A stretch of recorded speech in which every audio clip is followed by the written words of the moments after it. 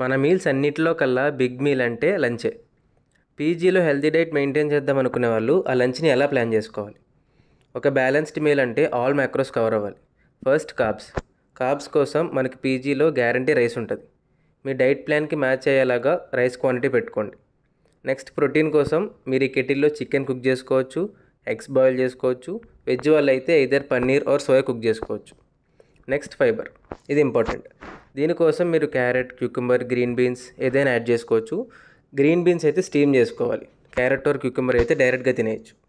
లేదు daily vegetables తినలేము అనుకుంటే ఒక జామకాయ యాడ్ చేసుకోండి లాస్ట్లో.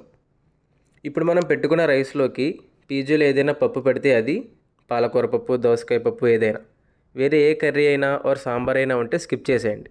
స్కిప్ చేసేసి రసం ఉంటే రసం యాడ్ చేసుకోండి.